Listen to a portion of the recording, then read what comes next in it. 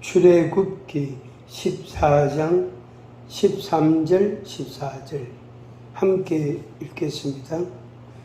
모세가 백성에게 이르되 너희는 두려워하지 말고 가만히 서서 여호와께서 오늘 너희를 위하여 행하시는 구원을 보라. 너희가 오늘 본 애굽 사람을 영원히 다시 보지 아니하리라. 여호와께서 너희를 위하여 싸우시리니 너희는 가만히 있을지니라. 아멘. 하나님의 축복이 여러분 생애 가운데 풍성하기를 주의 이름으로 축복합니다. 이제 금년도 그렇고 내년도 그렇고 그 다음에도 그렇고 우리가 세월이 흘러가다 보면은 이제 몸은 조금씩 더 노화가 진행이 되잖아요. 그래서 그것과 함께 다른 것들도 따라서 그러니까 내 몸 상태에 따라 내 인생의 여정을 따라서 조금씩 이렇게 처진다고요. 조금씩 내려갑니다.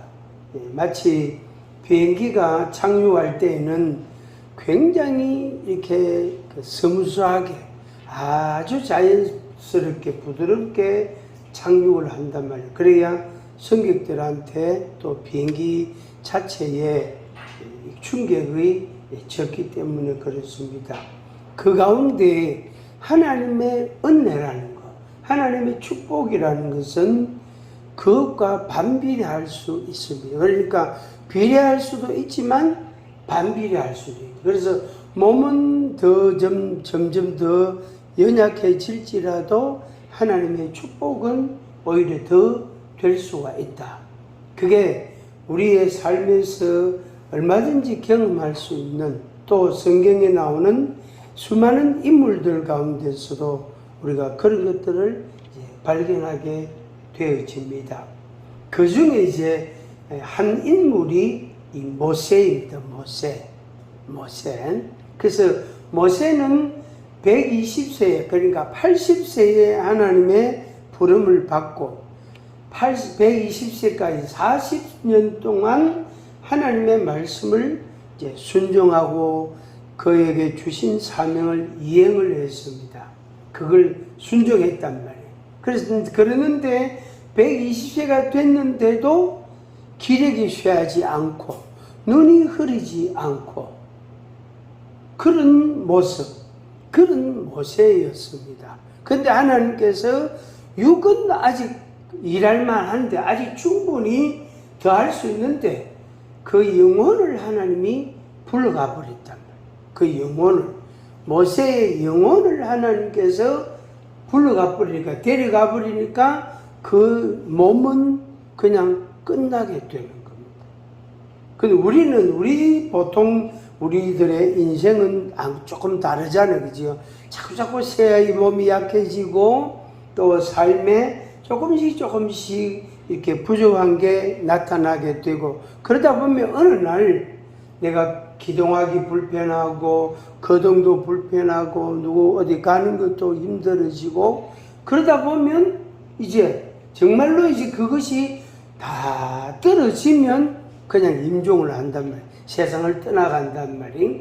그래서 이 모세의 생애에서 볼 수 있는 하나님의 은혜, 하나님의 축복을 우리들이 경험하기를 바라는 것입니다.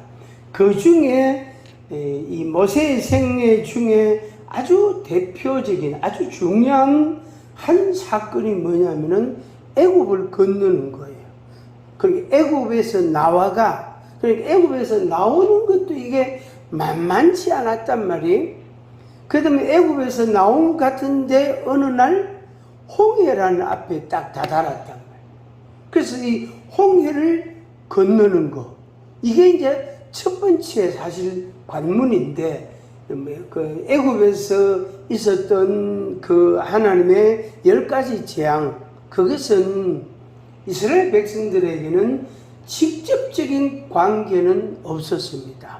좀 간접적인 그런 괴로움이 있었지만은 그랬단 말이에요. 그런데 이 홍해는 애국 사람들보다는 이스라엘 사람들, 이 이스라엘 백성들에게는 매우 심각한 직접적인 상황이 된 거예요. 물론 그렇다고 해서 이제 홍해를 건넜다고 해서 모든 게 다 되는 건 또 아니에요. 모든 게 끝나는 것도 아니에요. 당장 하나님이 약속하신 그 약속의 땅에 바로 들어가는 것도 아니단 말이에요. 그 앞에 그들 앞에 어떤 일들이 벌어지고 어떤 사건이 경험되어지고 어떤 일들이 일어나고 또 어떻게 하나님과 함께 그 삶을 살아야 될 것인지 이것도 사실은 내용이 별로 없어요.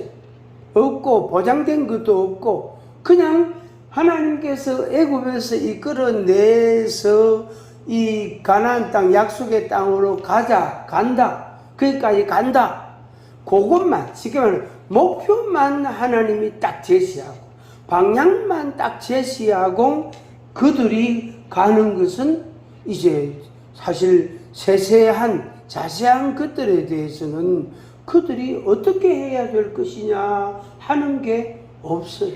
아무것도 없습니다. 아무것도 없단 말이에요. 어차피 이게 이제 우리의 인생이라고 말할 수 있습니다. 인생이라고. 그래서 80년, 90년, 그저 100년 남짓하면 우리가 이 세상을 떠난다는 것은 사실은 기정사실이단 말이에요. 기정사실인데 그 이제 100년을 90년을 살아감에 있어서 내가 어떤 걸 경험할지, 누구를 만날지, 어디서 살게 될지, 어떤 일들이 일어날지, 뭐 경제나 건강이나 인간관계나 어떤 사건이나 그런 부분에 대해서 우리가 이 확정된 게, 보장된 게 아무것도 없습니다. 아무것도 없다. 근데 이 이스라엘 백성들, 모세가 앞장서고 이스라엘 백성들이 애굽에서 나와서 이제 이 홍해를 건너야 됩니다. 그런데 이것을 건널 방법이 없는 거예요. 그래서 그들에게 이 애굽에서 나오는 것은 그들에게 사실 은혜입니다. 왜? 430년간 종으로 살았단 말이에요. 그러니까 야곱의 자손들 70명이 애굽에 들어가고 가서 430년이라는 세월이 지나가 자손은 많아졌다고. 자기 동족은 굉장히 많아졌단 말이에요. 애굽 왕이, 애굽의 신하들이, 애굽 사람들이 두려워할 만큼 이 이스라엘 백성들이, 족속들이 굉장히 많아져서 숫자적으로 혹시라도 전쟁이 나면 적군하고 힘합쳐가지고 우리를 물리치면, 우리를 대적하면 어떻게 하나. 그래가지고 그때부터 이제 이스라엘 백성들을 노역을 시키는 거, 아주 고된 일을 시킨단 말이에요. 역사가 이제 그래 됐단 말이에요. 근데 그 이제 애굽에서 종된 그 신분을 이제 벗어난 것은 은혜예요. 분명히 은혜예요. 분명히. 근데 이제 오늘 우리가 예수님을 알게 되고 예수님을 믿게 된 것, 요거는 이제 은혜예요. 분명히 은혜다 말이에요. 내가 하고 싶어서 한 게 아니고, 내가 바랬던 것도 아니고, 내가 기대한 것도 아니고, 내가 방법을 찾은 것도 아니고, 내가 그것이 당연한 걸로, 그게 그냥 뭐 원래 그런 건 줄 알고 살아온 거예요. 원래 그런 줄 알고, 원래 인간으로 태어나면 이렇게 살아야 되는구나. 그런 의식, 그런 사고를 가지고 살고 있었단 말이에요. 그런데 이스라엘 백성들이 애굽에서 이제 나왔단 말이에요. 와, 하나님께서 애굽 사람들한테 10가지 재앙을 내리시고 우리와 그들을 구별하시고, 그들에게는 재앙이지만 우리에게는 재앙을 임하지 않게 하시고, 야, 진짜 하나님의 은혜다. 그들이 정말로 기뻐하고 감사하는 마음을 조금 가지고 나왔단 말이에요. 나왔는데 홍해 앞에 이런 상황이 올 줄은 그들이 전혀 예상하지 못한 거예요. 왜 그럴까요? 첫 번째로 생각할 수 있는 것은 홍해를 와본 적이 없단 말이에요. 종으로 살았으니까 집 밖을 옳게 나온 적이 없단 말이에요. 옳게 나온 적이 없다. 종으로만 맨날 그 일만 하고 살았으니까 밥하고 빨래하고 청소하고 농사일하고 그다음 벽돌 굽기 하고 벽돌 만들기 하고 뭐 그냥 그렇게 늘 그래 살았는 거예요. 늘 당연히 그렇게 그들이 살았단 말이에요. 그래서 홍해가 있는지 여기가 그 지역이 어디쯤 되는지 아무것도 그들에게 아는 바가 지식이 없었던 거예요. 근데 그들이 이제 어쨌든 모세가 앞장서서 이스라엘 백성들을 이끌고 여기까지 왔단 말이에요. 그런데 홍해 앞에 딱 다다랄 거예요. 근데 이 홍해를 어떻게 건널 거냐? 이건 심각한 문제예요. 심각한 문제. 뒤에는 애국 군대가 마차를 타고 병거를 타고 쫓아온단 말이에요. 쫓아오고 있지. 그러니까 군인들이 쫓아오고 있지. 앞에는 홍해가 가로막혀 있지. 이 홍해를 건너갈 방법은 아무것도 없다. 그래서 이스라엘 백성들이 모세를 향해서 막 원망을 합니다. 왜 여기에 광야에 매장지가 애굽에 매장지가 없어서 우리를 여기 광야에 나와서 죽게 하느냐고 막 모세를 향하여 대적을 하고 원망을 하고 그런단 말이에요. 그때 모세가 이스라엘 백성들을 향하여 한 말이 13절 14절이에요. 13절 14절 모세가 백성에게 이르되 너희는 두려워하지 말고 가만히 서서 여호와께서 오늘 너희를 위하여 행하시는 구원을 보라. 너희가 오늘 본 애굽 사람을 영원히 다시 보지 아니하리라. 여호와께서 너희를 위하여 싸우시리니 너희는 가만히 있을지니라. 아멘. 두 가지인데 여호와께서 오늘 구원을 행하실 것이다. 우리를 건지실 것이다. 하나님이 행하시는 것을 봐라. 하나님이 행하시는 걸 봐라. 그거 하나. 그 다음에 하나님께서 여호와께서 우리를 위하여 싸우실 것이다. 그래서 우리는 눈으로 그냥 지켜보기만 하면 된다. 이 말이에요. 지켜보기만 하면 된대. 그런데 정작 우리들은 어떻습니까? 생각이 많다면 생각이 있단 말이에요. 이 홍해를 어떻게 건너지? 만약에 애국 군대가 와서 우리를 치면 어떡하지? 사람이 뭐 100명, 1000명도 아니고 어마어마하게 많은 숫자단 말이에요. 남자 장정 20세 이상 남자만 60만이 넘는단 말이에요. 그러면 여자까지 계산하면 대충 계산하면 120만 명. 그러면 이제 19세까지 어린아이들 19세까지 계산하면 이게 또 200만이 훨씬 넘는다고 보는 거예요. 그러니까 대구이 시만큼 된다 이렇게 생각해도 괜찮습니다. 그렇게 많은 이 사람들이 이 홍해 앞에 지금 모였단 말이에요. 이 어떻게 되겠어요? 정말로 우리가 상상할 수 없는 상황이에요. 앞으로 갈 수 없고 애국 군대는 뒤에 따라오고 그래서 맨 뒤에 뒤쪽 편에 있던 사람들은 앞으로 올렸고 얼마나 애를 쓰겠어요. 왜? 애국 군대에게 먼저 희생될 수 있고 죽임을 당할 수 있으니까. 그러니까 이 이스라엘 백성들은 완전히 아수라장이 될 거예요. 엉망진창이 될 거예요. 그렇다고 먹을 게 충분하나 마실 물이 충분하나 그런 것도 아니다. 그래서 식구들 대로 말해 자기 자식들 자기 어른들 노인들 챙긴다고 정신없다. 그 상상이 안 될 거예요. 우리가 겪어보지 않았기 때문에. 그때 모세가 이스라엘 백성들을 향하여 한 말입니다. 그런데 이 모세가 한 이 말은 하나님께서 모세에게 하신 말씀이라 할지라도 할지라도 모세가 실제적으로 이스라엘 백성들을 대해야 된대. 만나야 된다. 그들의 질문에 대답을 해줘야 된단 말이에요. 그리고 방법을 어떻게 강구해야 된단 말이에요. 찾아야 된단 말이에요.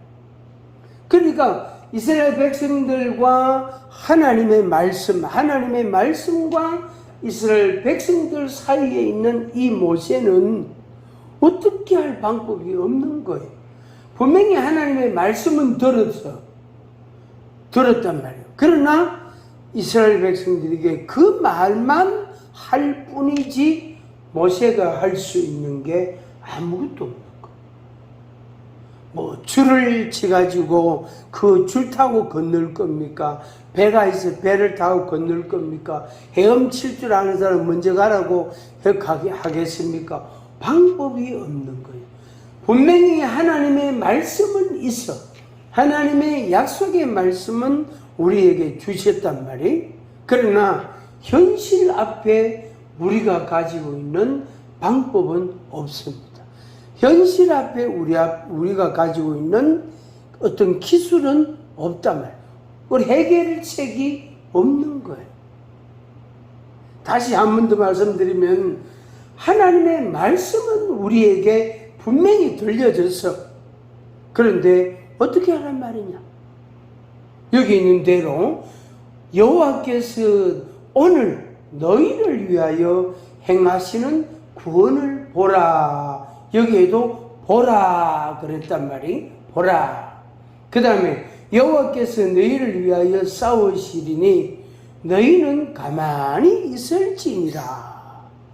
이게 이 말씀을 들은 모세, 이 말씀을 선포하고 그 말씀을 들은 이스라엘 백성들이 어떻게 가만히 있을 수 있겠습니까? 가만히 있을 수 있겠습니까? 못 있죠. 얼마나 불안하고 두렵고 조급하고 얼마나 괴로울까요? 그리고 어린아이들, 노인들 다 치면은 이거는 거기에다가 애굽에서 나올 때 반죽해가지고 갖고 나왔단 말이에요. 왜? 이걸 이제 내일도 먹고 모레도 먹고 그 다음날도 먹으려고 반죽해가 갖고 나왔단 말이에요. 그게 얼마나 무겁습니까? 물 넣고 소금 넣고 그 반죽한 그 가루가 말이에요. 얼마나 무겁습니까? 그러다 곡식도 있지. 그 다음에 몸에는 애굽 사람들로부터 받은 폐물들이 있단 말이에요. 금이나 은이나 이런 보석이나 폐물들을 몸에 지니고 있다면 이게 잃어버리면 안 된단 말이에요. 그러다가 어떤 사람은 젖먹이도 있고 임신한 사람도 있을 것이고 잘 걷지도 못하는 노인들도 있을 것이고 당연히 젖먹이는 어린아이 애들 5살 10살 어린 애들도 있을 것이고 그런데 그걸 보고 하나님의 말씀을 듣고 가만히 지켜만 보고 있을 수 있겠느냐 하는 것입니다. 이것은 우리로서는 불가능해요. 우리가 그렇게 가만히 있을 수가 없습니다.